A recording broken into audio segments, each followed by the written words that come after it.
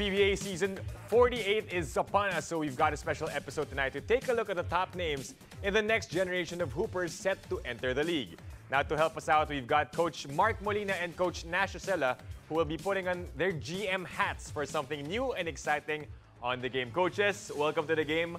Pow, it's the first ever PBA mock draft, and you're right there if you're wondering. My partner is standing right there, ready to show us his penmanship. Of course, but we're here to talk about yung mga draft picks natin today. But before we even begin, Coach Nash, Coach Mark, you take a look at yung listahan natin. A record high number of applicants. But is the quality there, Coach Nash? Oh yes, of course. 128 draftees this coming season. You have a very deep talent. No? A lot of big men coming in. A lot of small guys also. No? You talk about guys from the US and of course the Philippines. Yeah.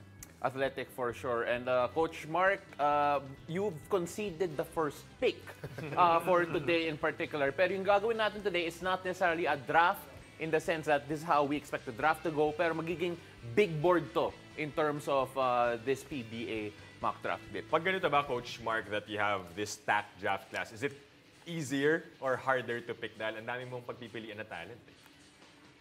To me, it's a bit hard because I don't think maybe there's a clear number one, but after that, you could go a lot of ways. And then there's also a lot of, especially in the big positions, I think there's a lot of similar players who can do a lot of the same things. So it's going to depend on how the coaches really will evaluate them. All right, so what we're going to do is that we're going to ask the two coaches to make their first 12 picks. So I end up with 24 players, then talk about those picks after the break. Coach Nash, top overall pick for this entire draft para sa'yo? I'd go for talent, Stephen Holt. Stephen Holt, who a lot of people have said is the #1 pick in terms of talent, in terms of experience. So let's see whether or not that will be the case later on. Okay, Coach Mark. Shani Winston. Shani Winston at number 2. Interesting. Okay. Sige. All right, then take it from here. You know that Shani Winston is the guy that played for De La Salle University. We'll talk more about him later on. But this is an interesting pick, Pao. This is a good start. Oh. Can I just say, pang Blues Clues yung sulat ko, so pasensya na guys. But then, yes. Inikilian mo nga hindi nakasama yung first name para hindi mapansin masyado yung sulat mo. But we go back to Coach Nash for the second pick. Luis Villegas. Villegas. Interesting. So 6'7" center coming from UE and was a mythical 5 member. This is a one-and-done player that played for the Red Warriors. Okay, going big itong si Coach Nash. All right, Coach Mark. Since injured yung pick ni Coach Nash, injured din kukunin ko. Xavier Lucero. Save Lucero. Siyempre, all UP fans would remember yung contribution niya throughout this entire his UAP stint. We're getting, of course, a lot of UAP standouts, right? Yeah, and I think yung common theme dito is yung size so far, apart from Shani Winston, who says he's 6'4", pero hindi ako sigurado. All right, Coach Nash. I'd go for another big, si Keith Datu. Keith Datu? Yeah. Oy, sa akin yan. Oo nga no. Sige, all right. I don't think Coach Mark is complaining though, or is Keith Datu on your board? Not at number 3. Not at number Really? 3. Okay. Sige, so not Keith Datu, who's number 3 in your board since obviously this is your pick. Player namin pareho. Ken Tuffin. Ken Tuffin. He is tough enough. You take a look at Ken Tuffin and the work that he's done recently. I think he will be a high pick. But let's see. Ken Tuffin spent most of his time in New Zealand after graduating from FEU, and now he's back. He's ready to take his talents to the PBA. 3-point shootout winner sa draft combine. And maraming shooters sa draft combine. So that says a lot about Ken Tuffin. Okay, so now that Coach Mark chose a player from FEU, si Coach Nash ba? Gusto rin kumuha ng tama raw or may iba kang minamata, Coach Nash? Yeah, I wanted to go for Tuffin. Pero this time I'll go for a UP player.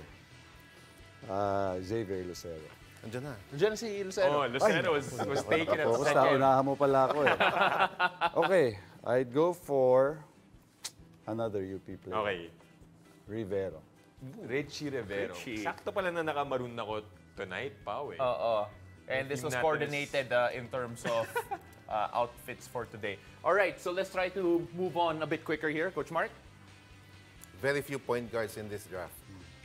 So I'll go for, to me, who the best point guard in the draft, Fran Yu. Fran Yu. Fran Yu. Of course, Fran Yu showed out during the PBA on tour. Played very well. A lot of people were very happy with his performance. Coach Nash? I'm not so familiar with this player, but I'd gamble on David. Christian David. Christian David. Okay. Yeah. Christian David. Oh, a lot of talk about this guy. Okay, then Coach Mark? Brandon Bates. Brandon Bates. Another Good pick. relatively familiar name. Good So, pick. may dalawang lasalista na. So, masaya si Pao kasi sa mga picks ni Coach Mark. We have No, two green archers. We're gonna be very well represented in this draft. Okay. Coach Nash. I'd go for another talent. Si James Kwekutey. James Kwekutey out of San Beda. Yeah, from Beda and 6'2", Phil Canadian guard. Let's see if he can bring his talents to the PBA. Coach Alright. Mark? I need more size, so I'll go with Ken Mark Carino. Ken Mark Carino. Of course, remember, he was one of the first ever Filipinos to make an appearance in the Japanese B-League back in the day. All right, Ken Mark Carino going to try and make his mark dito sa PBA. Coach Nash. Cade Flores. Cade Flores. Phil Aussie from Arellano. As I have to clear this up. Was once Rookie of the Year in the NCAA and also the Defensive Player of the Year back in season 98. So, good pick in the middle of the board for Coach Nash. Look, I can't wait to really dive into this, but let's get the players on the board here first. Coach Mark. I will go with Rafi Verano. Rafi Verano. All right. Very intelligent player. Very, baka underrated niya sa draft na to eh. Coach Nash. Coach Nash. Another big guy, Galinato. Henry Galinato. Galinato. Yeah, Henry Galinato. Of course. That is a big guy. That is another big guy. Again, grabe yung size in this draft. Hard to be a bit short in this draft, sa totoo lang. Coach Mark. Ubus na, no? Medyo mahirap na yung... Okay. Sean Jackson. Sean Jackson. Okay. We have Sean Jackson coming in. I can't wait for the explanations later on from Coach Mark. Coach Nash. King Caralipio. King Caralipio, 6'2", from Letran. Caralipio. So we're nearing the business end already of this mock draft, pero yung quality, the depth is still there. Yeah. Coach Mark, who do you have? There are actually a few here that could be drafted earlier on. Baka may nalagpasan lang eh. Oo No? nga eh. Get another former FEU player, Cliff Hopia. FEU Cliff went to San Hopia. Diego. Cliff Hopia, okay. Cliff Hopia from FEU coming in. Siyempre may konting ano. Beda na actually siya ngayon. Beda siya ngayon. FEU and Pero Beda. 6'8" rather. That is added height There's for so Coach much Mark. size even in the latter part of the draft. Okay, last 3 picks for each. Coach Nash. I'd go for a shooting big guy, si Brian Santos. Brian Santos out of UST. Grabe. A lot of people are saying that this is not just a large draft class, but a really stacked one. We're seeing it here because we still have quality players and players with size towards the tail end of this. Again, this is 24 players first. Coach Mark. Shooting big from UST. Tatapatan ko ng shooting big din from UST. Sherwin Yun. Concepcion. Sherwin Concepcion. Sabi ni Coach Nash, parang nakalimutan ko yun. Pang match. Okay, Sherwin Concepcion coming in towards the tail end. Last 2 picks. Okay, interesting. You went for a Concepcion. I'll go for the other Concepcion. Archie. Archie Concepcion coming from Arellano. So I'll just put here a Concepcion. Stands for Archie and Arellano. Pwede na rin. Pwede rin. Coach Mark? Wala akong, Nahihirapan na si Coach Mark. wala akong guards eh. So, I will go with BJ Andrade. PJ There you go. Andrade. Oh, that's another guy that's flying a bit under the radar. And for Coach Nash's last pick of the draft, could be a steal. Minsan yung mga last pick, dito pa nakukuha yung gems. Brent Paraiso. Brent Paraiso. And Paraiso, that's right. It's a good pick. Yeah, it's a very good pick.